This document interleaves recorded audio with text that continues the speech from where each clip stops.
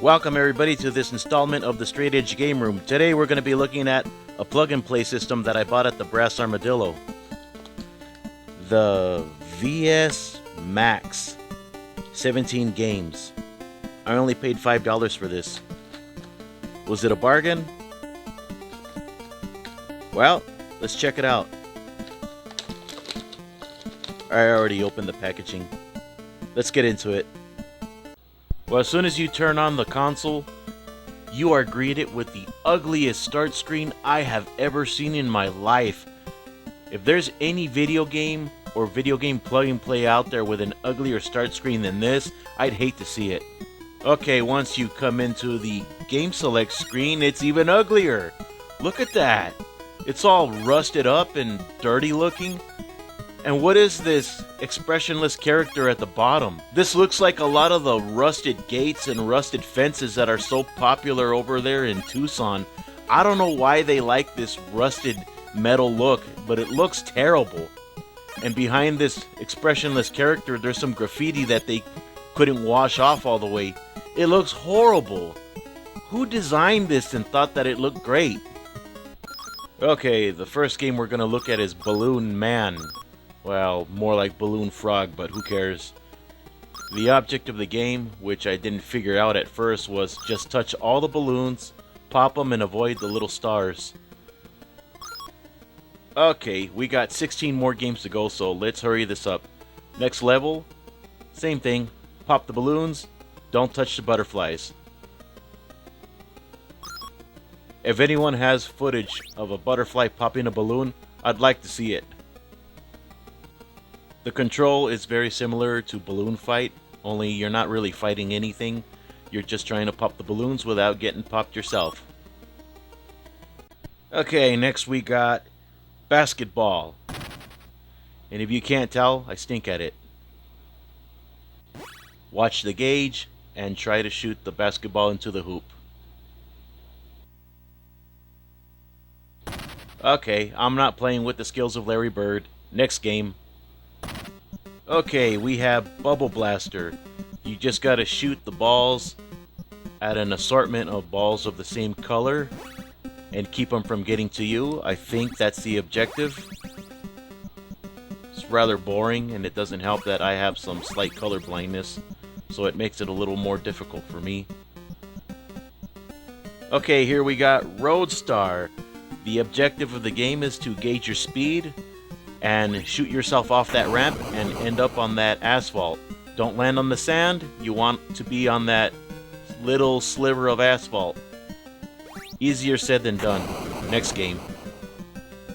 Okay, here's a game that plays very similar to Pong, only you're not playing against a second player. The object is to keep the ball from flying off the screen.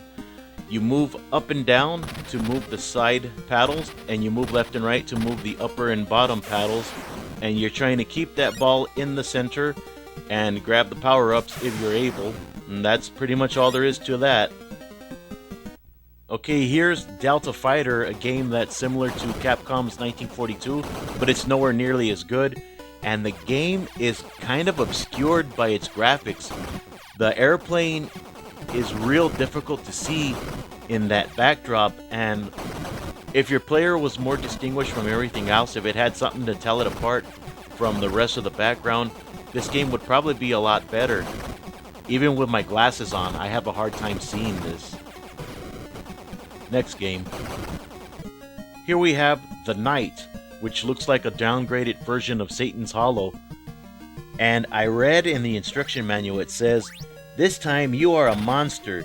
Your aim is to destroy the good dreams dropped by the angels." Should I continue reading? "The falling dreams cause the dream index to increase. As you destroy more dreams, you will be rewarded with new weapons." Who comes up with this stuff? Anyway, the game is lousy. Next. Here we have Hard Win. You move the peg, and you try to move the balls into the matching color jars. That's it. Now here's where the game starts to give me a headache. Now you got 4 jars, you got 3 paddles, but you only got 2 colors to contend with, so I guess they try to balance things out that way. But These kind of games really get on my nerves. So, next. Alright, this video will probably be a bit long because of how many games I gotta look at on this unit, but we're gonna take a short look at the unit itself. You got your square and your circle button, your turbos. They're not terribly useful. Your shoulder buttons are just the same as these, but on the shoulder. Your start, your reset, you turn it on.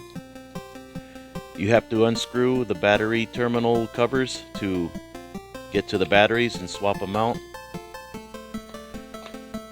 Mono audio and video. Some people call these RCA, some people call them composite, some people call them phono. Whatever you want to call them, you know what they are, you know what they look like.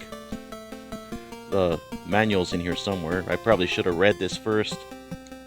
Not that it's terribly important. Your limited warranty card, which is probably not valid anyway.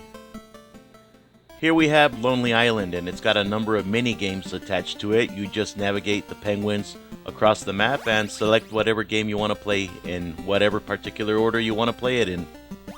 Here's an auto-scrolling platformer that somewhat mimics Adventure Island. Here's a shuffle memory game.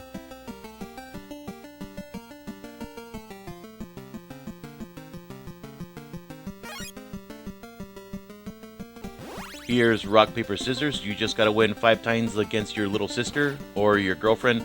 I don't know what relation that female penguin has to the male. And match the shape game. Well, just look at it, it speaks for itself.